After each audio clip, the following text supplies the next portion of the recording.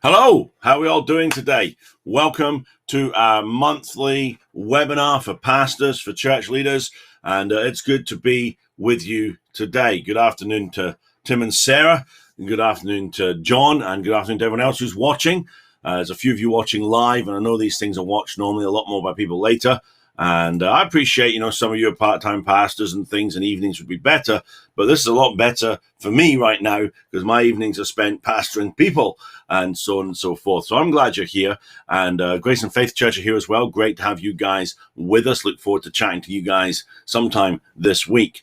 Well, I want to talk today about handling change. How to handle change as a pastor. It's one of the most difficult parts of your job. It's really the main component of your job. Your job as a pastor is to get a group of people who are just a group of people, just a mob, really, and change them into a church. To take a group of people who are all over the place and change them into a group of people who love Jesus, want to be near Jesus, want to be around Jesus, change your services from being dead and boring and dull to being full of the Spirit, full of the Word, full of life. You want to change your church of 50 into a church of 150. You want to change your church of 100 into a church of 500. You want to change. You want things to change. And so, you want to change the world, want to disciple nations, but really the first change has to be you as the pastor learning how to change the church. Hey, Lee, great to have you with us. That's awesome to have you here today. Thank you for being part of this.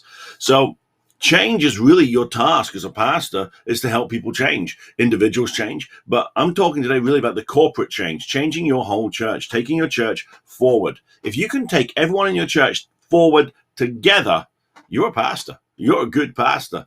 Richard's here too. Great to see you, Richard and Jackie. Great to have you with us. So if you can take a group of people forward for the better, you're a great pastor, okay? Richard and Jackie, who just joined online, they passed the Tree of Life Church in Guildford and Tree of Life Church in Dorset. They got the Tree of Life Church in Dorset last night, and the doors were locked, and the security system was malfunctioning. They couldn't get in. They called the security team. Security team couldn't get in. No one get in the building, bucketing down with rain.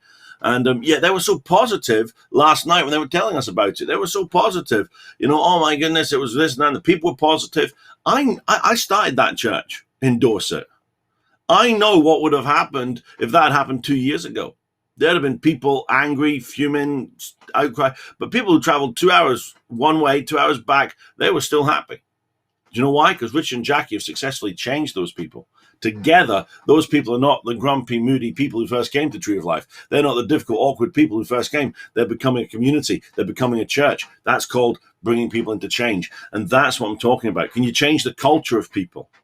Okay. Now, anyone who listened to my session Saturday morning on leadership, I'm going to use the same plan ahead moniker. Anyone's part of our Leadership Academy on Saturday morning. So there's going to be some similarities, but I really want to tailor this today to pastors and churches. I'm going to start by telling you guys a true story that happened in Scotland many years ago. I grew up in Scotland. I first got saved in Scotland. I got saved in Perth in Scotland. And I went to Dundee to university. That's where I met Amanda. That's where we got married. That's where Adam was born. And then we moved to England to go to Bible college. But while I was in Scotland, there was a church in Edinburgh. And I used to go there sometimes. So they used to have some really good guest speakers, lots of charismatic speakers. I mean, charismatic in the terms of there were gifts of the Spirit happening there and signs and wonders. And so it was a church of Scotland. It was a Presbyterian church, but it was filled with the Spirit, and the Spirit of God was moving there. And they asked a guy to come and speak. And he had previously been their pastor. 8 years previous, before that, he had been their pastor. He'd been their pastor for 1 week. So this guy turned up at church, and after 1 week, they fired him. What did he do? What did he do to get fired on his first Sunday? What on earth could you do to get fired in 1 week? I mean, I got fired from the Brethren, but it took me 12 weeks to get fired. What did this guy do to get fired in 1 week? He moved the piano. This church had a piano. The piano was in the corner of the church, and the way the church was shaped, the acoustics were terrible in the corner. The acoustics were absolutely terrible in the corner. So first Sunday, he played the piano. So he moved the piano from the corner of the church into the middle of the church where the acoustics were a lot better, and he played the piano and played a song to the people before he started preaching. They were horrified. How dare you move the piano? How dare you move this piano? This piano was a gift from Auntie such and such and Granny such, and you don't touch it, and that's where it goes. They moved the piano back in the middle at the end of the service, and then they fired him that week because he moved the piano. They watched him move the piano all the way back. 8 years later, he came back as a guest speaker. And the pastor who was there was the same pastor who took the church on the week after. And this guy noticed that this piano was in the middle of the church. And he said to this pastor, he said, how did you get that piano in the middle when they fired me for it? How did you do that? He said, oh, it was easy. He said, I came in every Sunday morning and I moved the piano an inch towards the middle because I knew what happened with you. And that's what he did. He moved inch by inch. Now, that may sound really frustrating. That may sound really foolish. It takes 3 or 4 years to move a piano. But listen to me. Sometimes you have to realize that the reason you're the pastor is because you like change. You like making change happen. You like getting things changing. You like doing changes. But really, most people do not like change. Most people don't like change. Hey, Patience is here. Great to have you with us, Patience. And thanks for agreeing to call that lady today. It really is a really benefit to all of us. Thank you. So I want you to do something. They were talking about this on Sunday in church, and I asked everyone to do it Saturday. And so I want you to do this. And I really want to help you realize what most people in your church feel like. I want you to take your hands and clasp them together, palm to palm, like this. Interlace your fingers, okay? Now, when you do that, one of your hands is on top, okay? Now, for me, it's my right hand is on top. My right finger is on the top there, okay? My right thumb is at the very top, okay? Now, you all naturally chose one way. And work out what thumb's on the top. Waggle that thumb, work out what hand's on top, okay? Now, what I want you to do now is unclasp your hands. Very deliberately, do it the other way. So the other thumb is on top and the other hand is now on top. Just hold your hands like that for a second. I guarantee you it doesn't feel quite right. It just doesn't feel natural. It's not the way you do it. Now that should be no different to that. There's really no difference. But that feels quite natural. This feels kind of awkward. And, you know, I'd like to get back to that quite quickly. Okay? There's no difference in any out really, but it feels different because it's new. New things feel different. Okay? And your impulse is to go back to the way things were because that's comfortable. It's like new shoes. Your new shoes, they're nicer shoes than your old shoes. They're better shoes than your old shoes, but I like my old shoes. That's human nature. And everyone in your church has got that human nature to them. They like going back to the old. Lee's just typed in, it's weird. It is really bizarre, isn't it? Okay. That's how most people in your church feel when you say we're going to change things. When I first started going to the gym 4 years ago, it was alien to me, this gym, an alien environment. I felt very uncomfortable. I didn't know where to start. I didn't know what to do. I felt uncomfortable. When I first went to church, I felt uncomfortable. I first went to church when I was 16 years old. I'd never been to church, never raised in church, never grown up in church. I felt very uncomfortable. And you have to realize that someone who every Sunday of their life, they just do what they like. It's their day off. They have a lie-in. They watch what they like on the TV. They go where they like. They go to the DIY store. They do whatever they like. To make the change from that to going to church every week, even though it's better for them, even though they know it's better, even though they're born again, even though that's true, it's just new. It just feels out of place. And to ask someone who spent 100% of their money on whatever they like every week, as soon as payday comes, spend that money. And you're now saying, well, take 10% of that and give it to the church. Take a percentage of that and save it. Take some and give it to World Mission. You're now saying that to people. That feels strange. It takes time to get used to change. So we have to, rather than bluster in and make all the changes we want, most people in your churches, no matter how spiritual they are, no matter how holy they are, they won't say these words, but most people instinctively would rather a familiar problem than a new novel solution. Most people would rather have a familiar problem than a novel solution.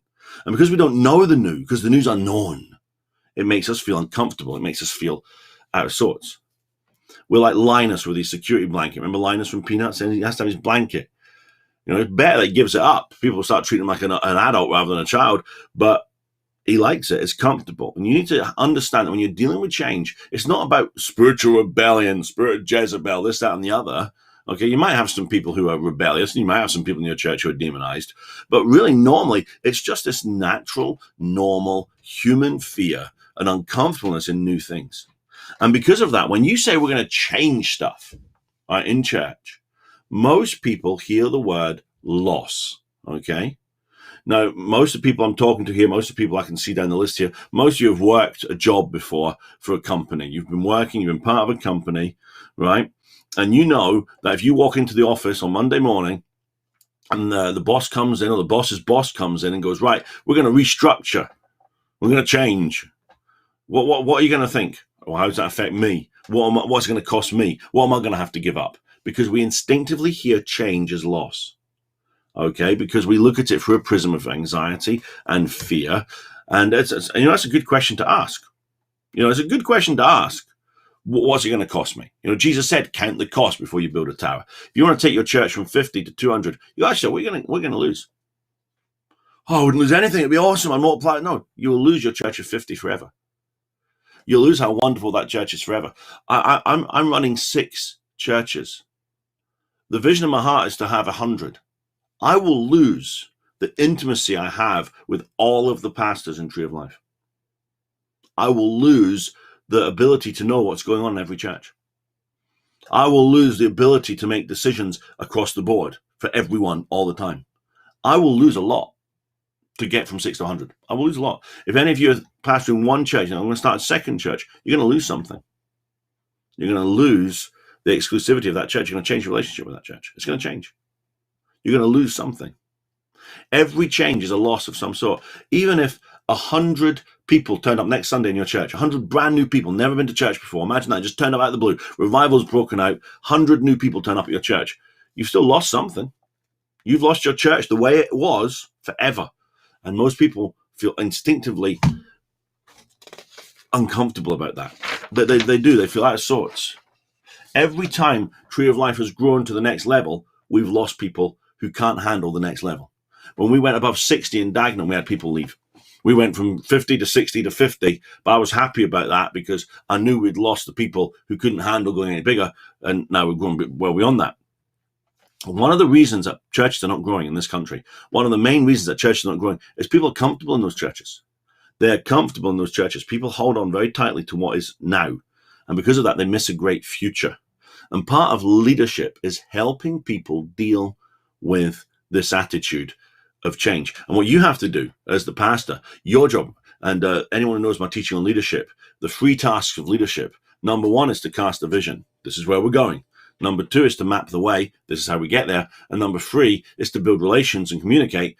I would like you to come with me. Okay? If you can't get any of those 3 steps, it's not going to work. So this is where we're going. This is how we're going to get there.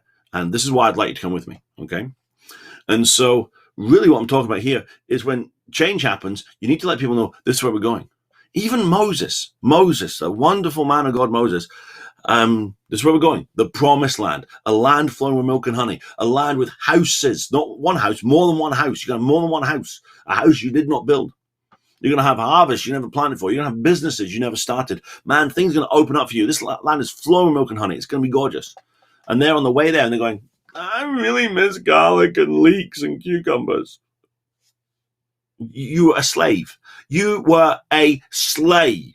You were literally the property of someone else. Literally someone else's property. But you missed the onions you had. Well, they gave me onions. Well, they must really love you for giving you onions and cucumber for dinner. That's what they missed. You can have all the onions and cucumbers you like in the promised land. Well, I like this nice cozy church. I like this nice small church. A lot of people do that because it feels comfortable. But then you say, no, we're actually going to have a big church. Well, you can still go to a small group. You can go to all the small groups you like. When we got a church of 1,000, we'll have 100 small groups. You can go to 3 of them. You can go one every night. But I like this small group. Well, you understand. People are comfortable and you're trying to deal with that. And what do? We have to keep pointing up the vision. This is better. We're going somewhere better. Now, within your church, just because of people's experiences, personality types, all sorts of stuff, some people embrace change quicker than others. Okay? You all know that. Some of you find it harder to throw things away, than other people. We embrace change at different levels, and we'll have different reactions to change. And you're a leader, you're a pastor, so therefore you're probably someone who comes quite easy for you. You probably find it quite easy to chuck stuff away. You probably find it quite easy to move on from things. Okay, because that's not everyone in your church does. Okay, and what happens is someone will come in with a bad idea, and you go, oh man, and then someone else it will spread. Someone who's resistant to change, that will spread. You need to win these people over and love them and go at a pace that's going to help everybody get the change. And another thing that really gets in people's way is people are scared of looking stupid. You don't know that as much because, again, as pastors, we get up in front of people every week and we just speak. Right? So a lot of us are quite immune to ridicule. And if you're a pastor, you've probably been ridiculed, you've probably been persecuted, you've probably been insulted. Most of us have got a degree of immunity to ridicule. But you don't realize most people in your church, the fear of looking stupid is a real powerful driving force for people. It really does bother people. I remember when I joined, I'm talking about weight all the time, but I've nearly lost 100 pounds. And when I first joined one of these weight loss boot camps, I was terrified. That was me nearly 400 pounds, and the idea of people laughing at the fat boy trying to do a push-up really scared me. And when I got there, though, there were people there who really created a culture where I was accepted and appraised of my progress, and I didn't feel ridiculed. I didn't feel I was patronized, and it really helped me change my life for the better. We need to make churches like that. There's a universal desire to fit in, not to be different, not to be laughed at. And when you're trying to lead people, you need to realize that. Here's a football illustration. I use this on Saturday morning as well. The easiest way to score a goal during a penalty shootout, right? The easiest way to score a goal, if you're asked to kick the penalty, the easiest way to score is actually to drive that ball right into the middle of the net.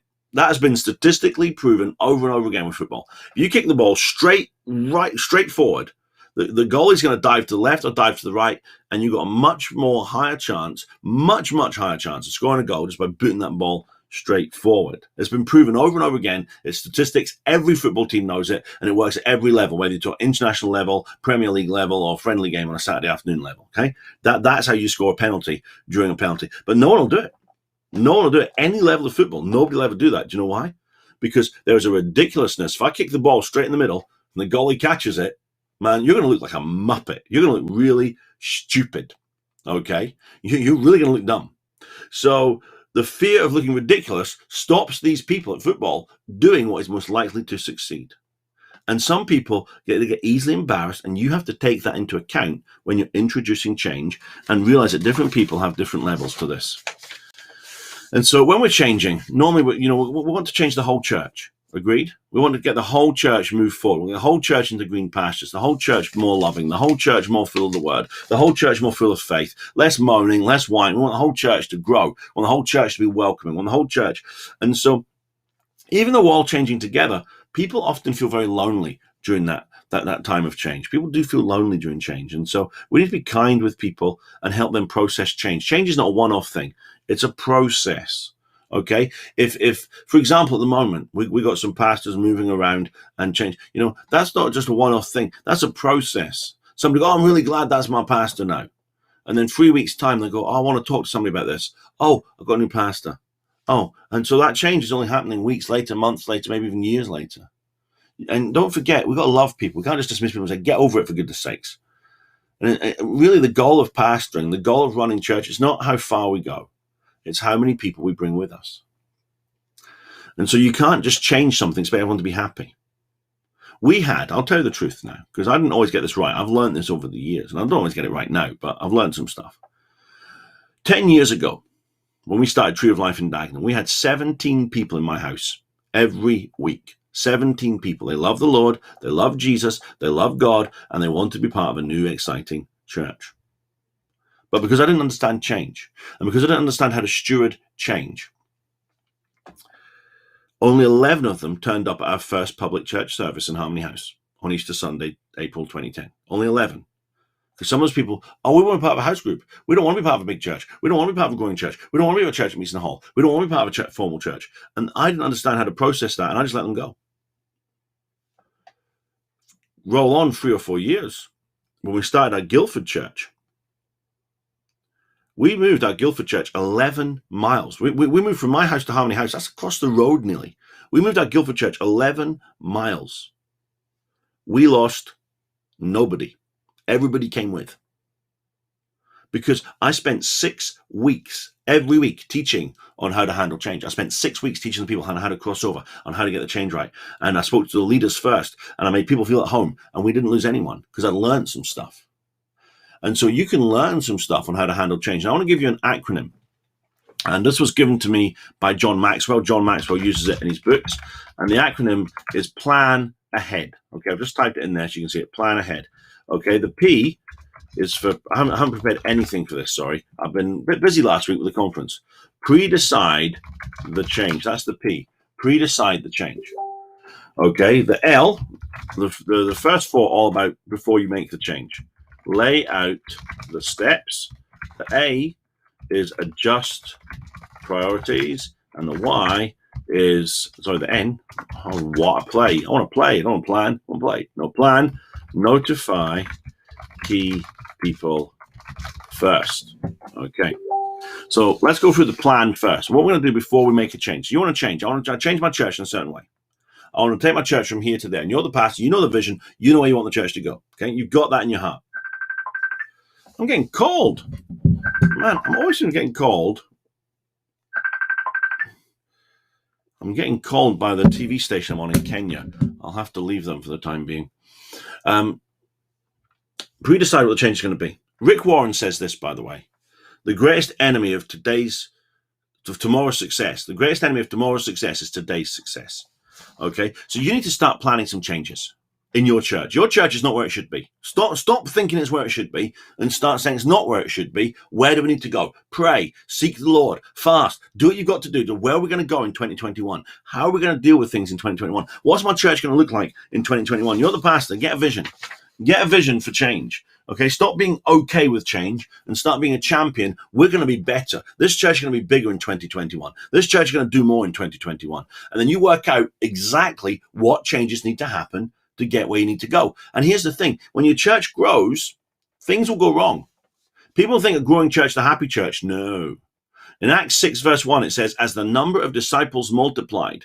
So as the church grew rapidly, Acts 6 verse 1, as the church grew rapidly, a murmuring arose. So it was the growth that caused the moaning. A growing church is a moaning church. Moaning's good because it means you're growing.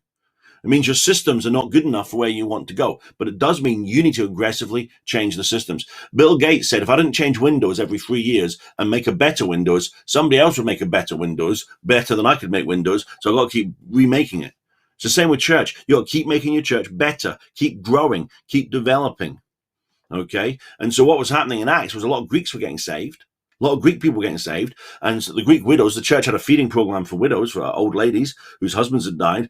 And they're just feeding the Jewish widows. And the whole program set up for the Jewish widows, Jewish food, Jewish culture, Jewish everything. The Greek widows like, we don't feel welcome in this program. We don't like this program.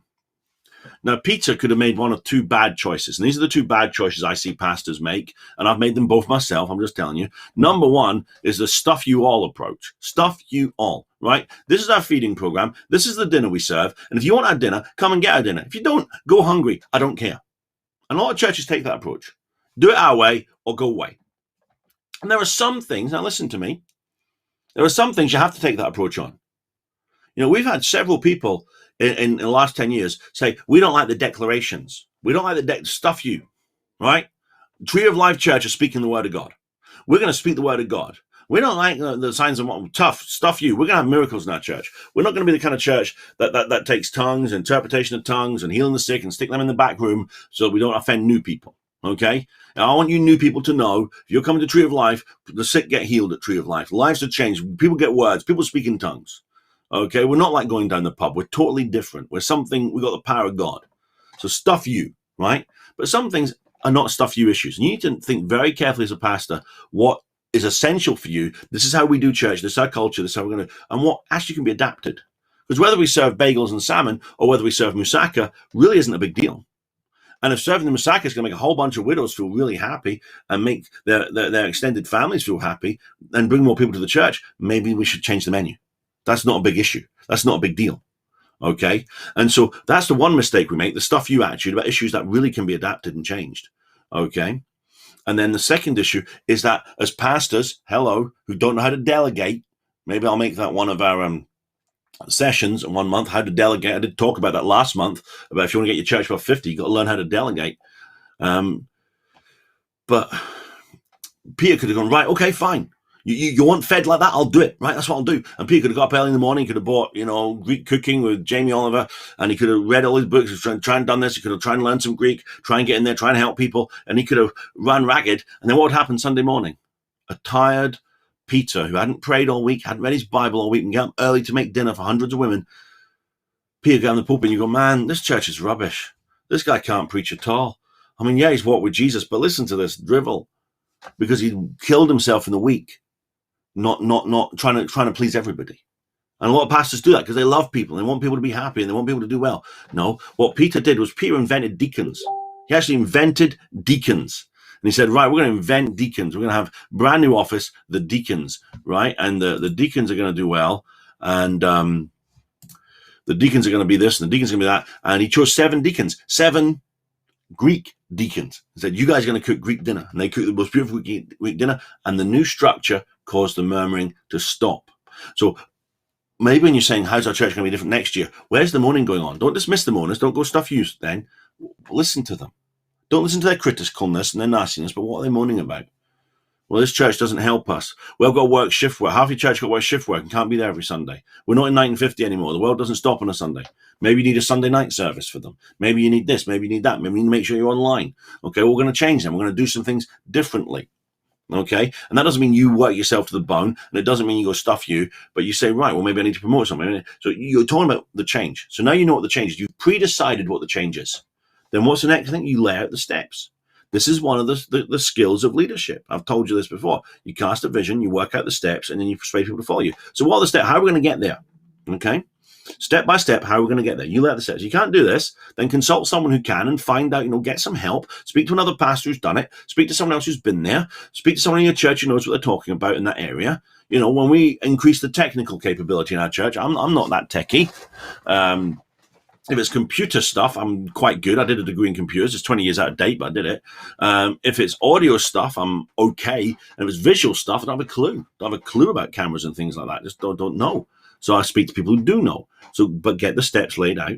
Get that done. Now, a big issue then is you must then adjust your priorities. Okay? Adjust your priorities. What's important? Okay? What is important to your church? Because it's not changing for the sake of change. It's changing to get where we're going. Don't ever take your eye off where you're going. And one of the biggest problems is that churches make cosmetic changes. And they're not real changes. They're just paint jobs. Okay? Now, there's nothing wrong with paint jobs. Nothing wrong with things looking nice. But if your goal in 2021, we're going to change all the logos, we're going to change the name of the church, we're going to change the color of the carpet, we're going to change the color of the chairs. You've changed nothing, really. It's the same people. It's the same number of people. Same thing. You need to think of critical changes. Well, from now on, we're going to go in the church through this door, not this door. That's not critical. Critical changes. How you work as a pastor, what your work-life balance is, how you delegate tasks, who's responsible for stuff, how you greet new people, how the worship's done. That's critical. What you're preaching on a Sunday and how you have time to prepare for that preaching, how you handle new people, how you process guests. That's critical. Those are the critical things. Okay. How you raise up ushers, how you raise up servants, how you run your small groups. Those are critical changes. And so those things you need to pre-decide the change, lay out the steps, and adjust your priorities. If your priority is that everyone in your church is going to be in a small group next year, maybe you need to stop having midweek prayer meetings because they're not your priority. You don't a divided heart. I want everyone in a small group. If that's the change you want to make, then just have the small groups. Cancel the other midweek meetings so everyone can go to the small groups. And we had our conference last week. We had a couple of people saying, well, our small group meets on a Monday, our small group meets on a Tuesday, the conference only Wednesday to Saturday. I said, no small groups Monday or Tuesday, because I want the focus for that week, the priority to be the conference. Okay, I want everyone to be at Limitless. I don't want anyone to feel they've got to do a small group and then Limitless. I don't want anyone to have to make that choice. The choice is Tree of Life. Last week, you were at Limitless. That was the conference you were going to be at. Okay, that was critical. Okay, that wasn't cosmetic. That was critical. And then what's our next thing? This is the one I do worst. And I've got most of my team are here listening to me, so I apologize to you all. I'm trying to get there. Notify the right people first. One of the things you have to learn is you don't have to tell everybody everything at once. Do not try, as I did for a long time, to make sharing information fair. Well, no, you need a strategy of communication. So my strategy now is level 1 is all my pastors. Okay, I tell them first, right, we're going to do this. Then I tell all the pastors and all the elders, and then I tell the pastors, elders, and the deacon. Okay, I'm currently dividing our pastors into the key pastors who are going to become area pastors as we grow, and all pastors. I'm going to have area pastors soon. That's a big structural change. That's not a cosmetic change. That's a huge change. At the moment, I visit all 6 churches roughly once a month. I can't do that with 20 churches. I can certainly not do it with 100 churches. So I need to create a new level of leadership. That's a big structural change. And so how I do that is I have to communicate that to the right people first. I can't have somebody find out that I'm making them an area pastor from someone else. You have to let the key people know first. Who are the key people? Number one, anybody you need to help the make this thing fly and take off. They're a key person. And number two, anyone who's going to fly the plane. So, for example, if we're going to have a conference, who's the first person I talk to about the conference? I'm sorry, Richard. I'm sorry, Patience. I'm sorry, Tim and Sarah. It's not you.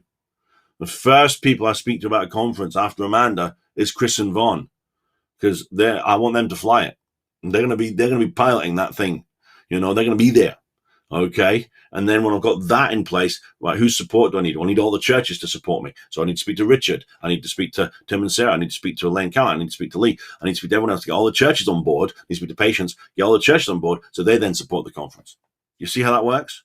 That's who you need to speak to first. Because if I go and make an announcement to everybody, right, and I say, right, everybody, we're going to have a conference next week, and it's going to be a conference on this. It's going to be a conference on the rapture. We're going to have a 3-day conference on the rapture. Some people, yeah, that's awesome. Some people, that's not so good. And so, oh man, all these conferences we're doing, blah, blah, blah, blah. And so someone in Guildford who's upset at what we're doing, someone who's upset about the change, right?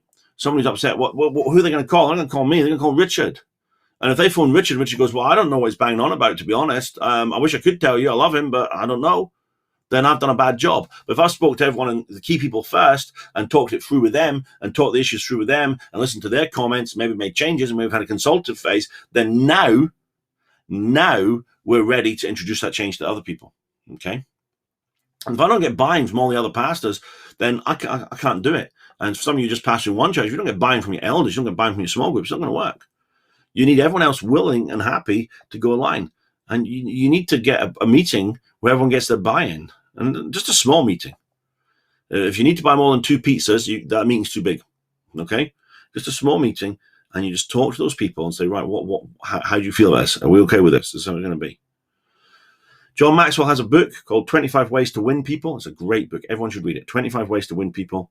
And one of the ways to win people, he says, is to share a secret with them. People like knowing good information. So in addition to telling all the people who need to know, I like to tell a couple of other people. People I want to feel important. People I want to feel included. People I just want to build a relationship with in the church. And guess what? No one else knows this apart from the pastors, but we're going to do this. Oh. Just at that stage of communication, it's just good to sneak that in. That's not really a big help, but it will help you build relationships with people. That's a freebie from me there. So that's the plan taken care of. Has anyone got any questions on that planning stage of introducing a change?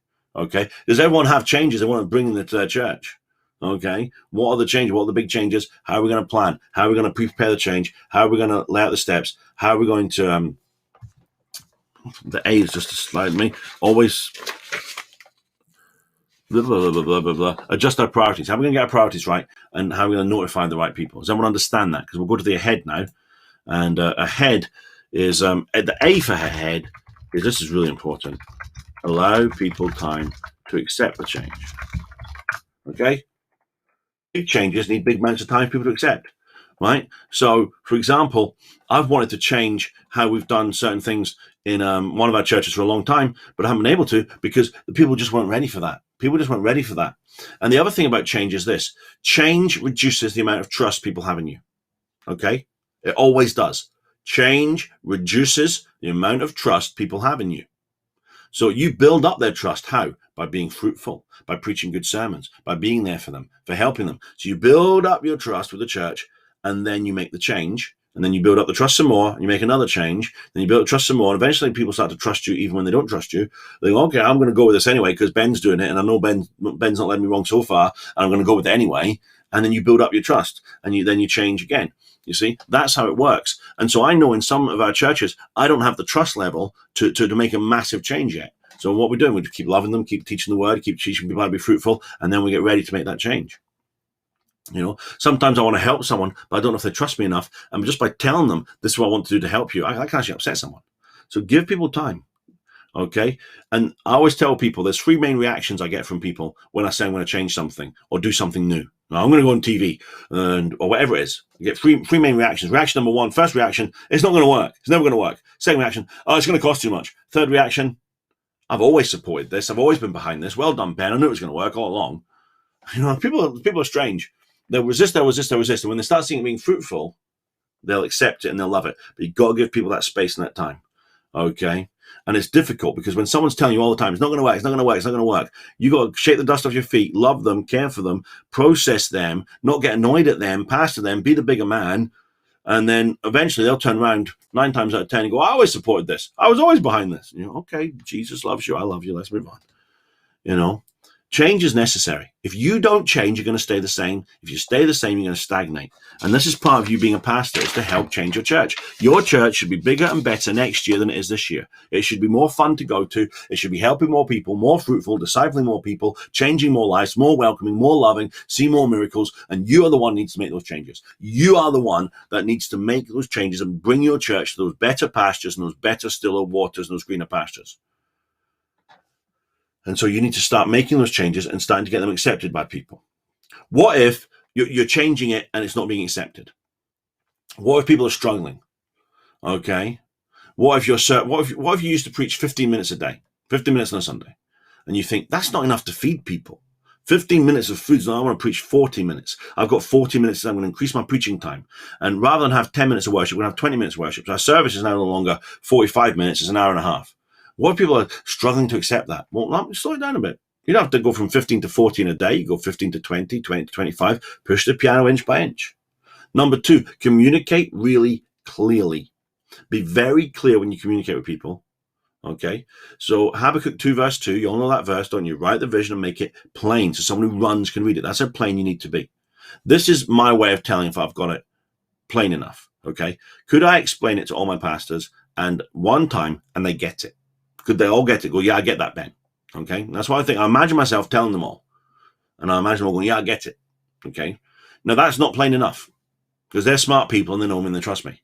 But now I imagine each of them going to their own churches and telling their churches, right, Ben's decided this, Tree of Life family's going to do this. And I expect them, do they know enough to tell someone else? And do they know enough to tell someone else to get it? So not only does someone get it, but does the person can they get it enough to tell someone else? And can the person they tell get it too?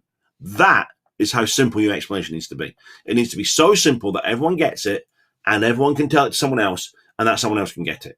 That's how, and if it's not that simple, it's not simple enough. Okay, you're not making it simple enough. So allow people time to accept the change. Now, you've allowed the time, you've planned, you've got your steps. Now what do we need to do? H, head into action. Let's do something, amen? Let's get some changes going. And I know you all do it because you're all pastors, you're all leaders of churches, and you're like, I want to do this. But you can't jump into the H. You have to plan ahead, okay? You've communicated it to the key people. They're excited. You've communicated your change to the church. They're excited. Now we make the change. Not everyone will be on board. 20% of people in your church will never be on board. 20% of people in your church are against everything. If you don't believe me, count the number of people in your church who are against everything and do the maths. It will be 20%. 20% of people in your church will be upset whatever you decide. You say, we're going to make our sermons an hour longer. We're going to make an hour shorter. We're going to paint the room blue. Paint it red. Even cosmetic change. They're just upset. They're against everything. We're going to start a new church. We're going to start a new church in the town next to us. What about this town? Don't you care about this town? No, not everyone's saved in this town yet.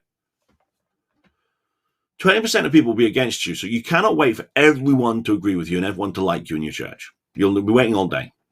But when you got enough people who are key influencers on board, then it's time to start doing stuff.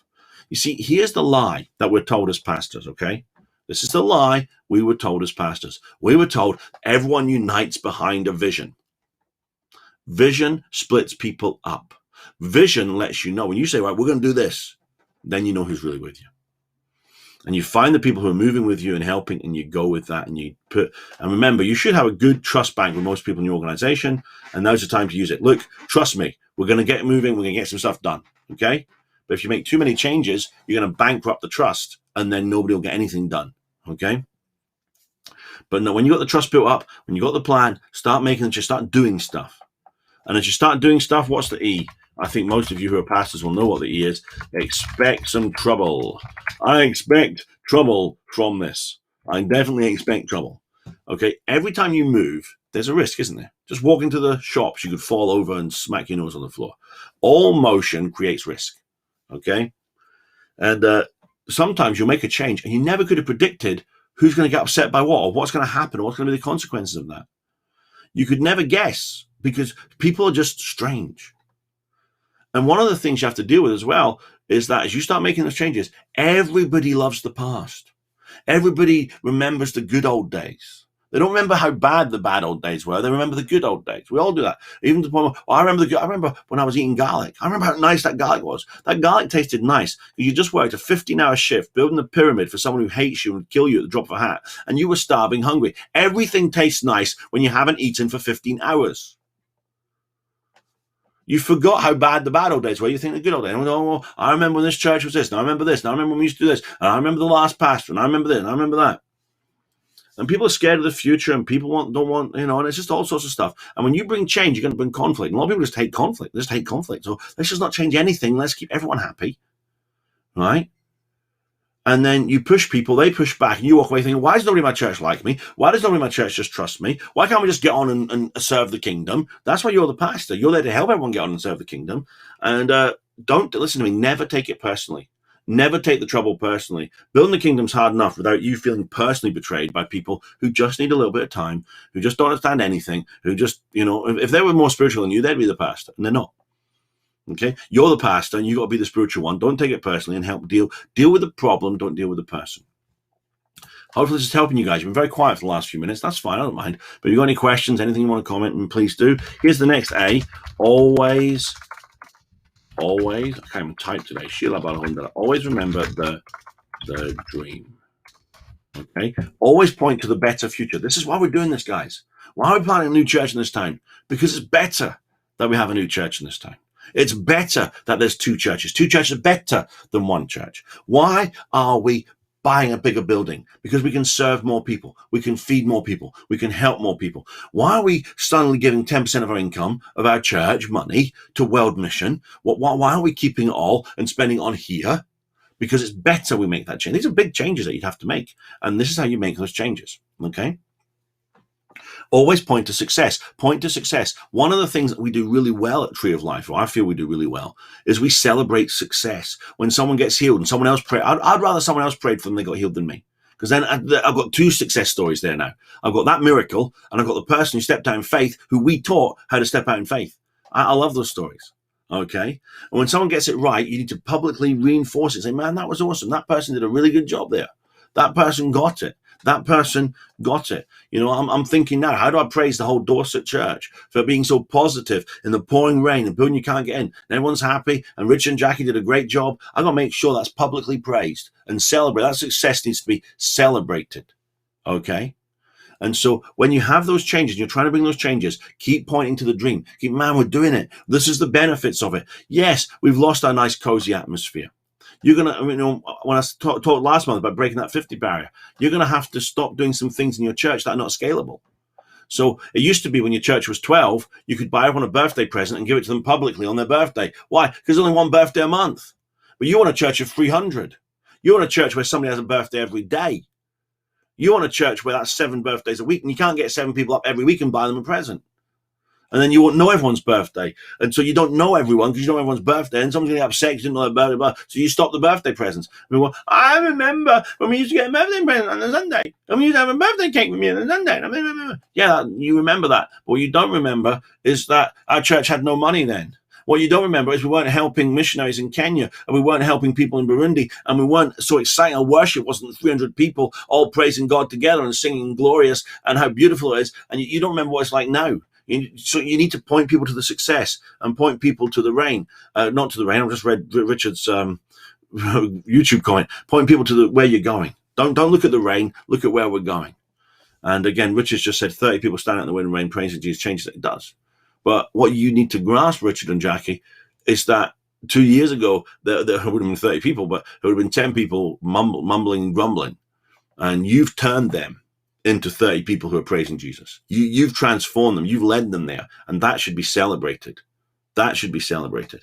In a good football team, you watch the football, and the guy passes the ball, and the guy scores, and it was a good pass, and that's why they scored.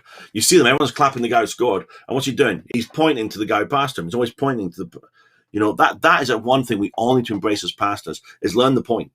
Learn how to point to the people who passed to us. Learn how to point to the person who uploaded your message. Man, that was a great message. Richard, you preached such a great message on YouTube. Yeah, well, you'd never seen it if it wasn't for Adam and Charles and Ashley and whoever else was there. You'd never seen it. Point. You know, you point to the people who passed to you and you learn to pass on the credit. And then, you know, that's really important. If every time someone praises you, you can just say, thank you, but let me just pass on to that. You know, I got a lot of praise from Friday night's message. That's impacted a lot of people, and I'm really pleased about that. But I'd never been able to preach that if it hadn't been for Tree of Life. I'd never been able to preach that and have the courage and confidence to get up and put myself on the same roster as Andrew Womack on one side and Gregory Fritz and Gregory DeCow on the other. I'd never been able to do that if it wasn't for the continual support that Tree of Life shows in me, the belief you have in me. I wouldn't be able to do it. So I'm pointing to the church and you guys help make that happen. And, you know, you make that point and it really does help everybody. You pass the ball to me, otherwise I wouldn't be able to score this goal.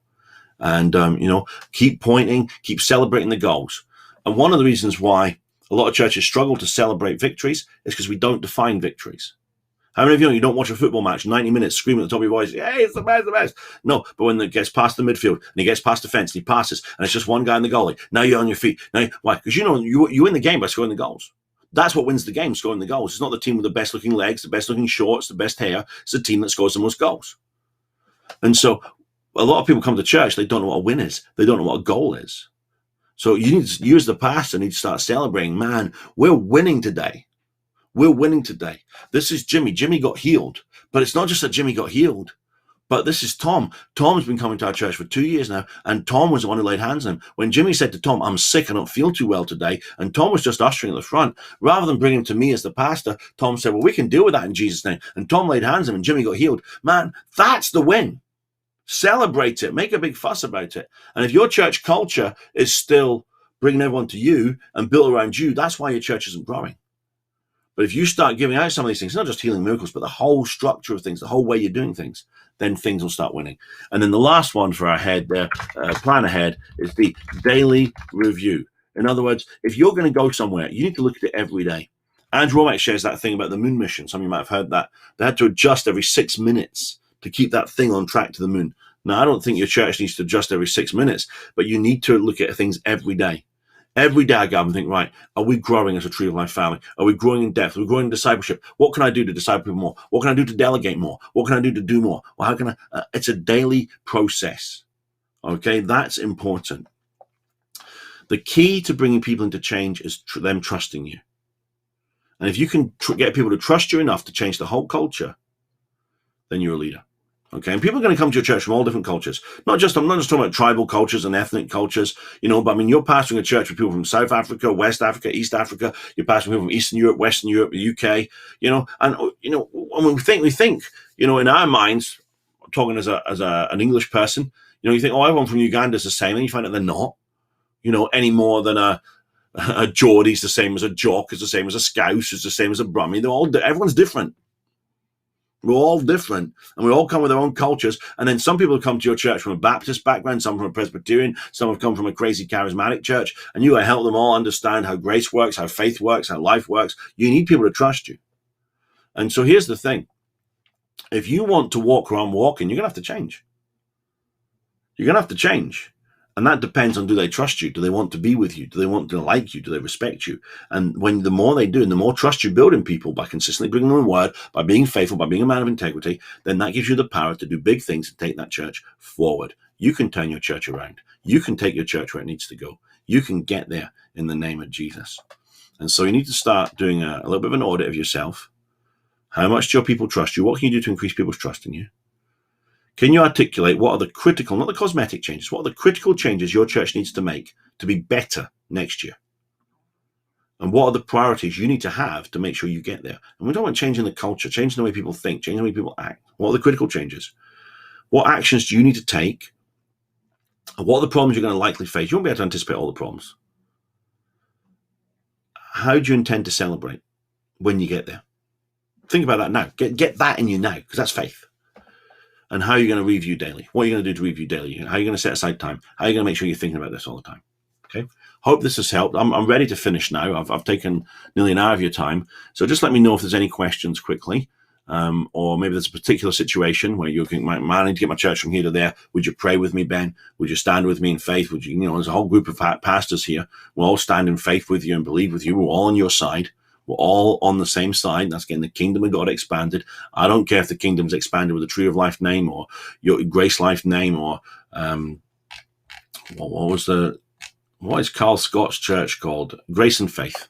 Grace and Faith Church. I don't care if it's that name. Lee's here. That's Faith Life, I believe. I don't care if the kingdom's expanded, any of our names, but I want the kingdom expanded. So if there's anything you want us to stand with you and pray for, then we will right now.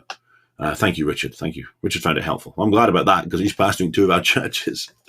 And I see Guildford and Dorset, both critical points now, ready to really step up and be something very special. This lockdown has been a hindrance, but it will not stop us in Jesus' name. Really glad it's helped Tim and Sarah and Nuneaton as well, man. When that gets launched as a church, there's so many people there, so loyal, so hungry to be where they need to be.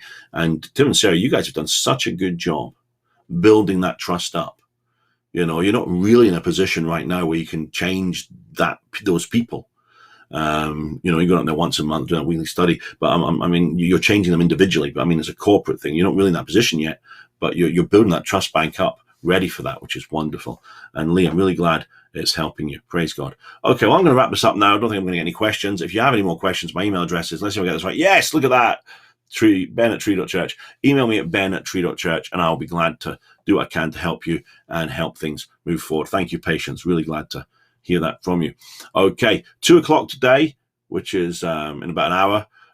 There's a prayer meeting. I think Richard is doing it. I think Richard and Jackie are doing the prayer meeting. I could be wrong there, but there's a prayer meeting at 2:00 on Facebook, tree.church/Facebook Live, where we pray for your needs. I know someone typed in earlier, they wanted me to pray for them. I'm not going to pray for needs right now in this, but 2:00 today, they'll pray for your needs, believe for anything you're believing with that's legal or ethical, and that'll be awesome. Tomorrow night, I think I've got the picture for it here somewhere. I don't have the picture for it, but tomorrow night on our Zoom, www.tree.church/Zoom, we have Arthur Menchers.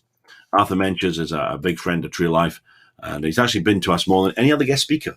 Arthur has preached more Tree of Life meetings than any other guest speaker, and he will be with us Tuesday night, 8 p.m., and that's going to be a really powerful session. And then Wednesday night, 8 p.m., I'll be doing an online service for everybody and anybody, Tree of Life people, non-Tree of Life people, 8 p.m. on Wednesday, called Do Something. Our dreams must make us do something. Awesome. Praise God. No problem, Sam. Lovely to have you with us. Thanks for that. Okay. Love you all, and I'll speak to you.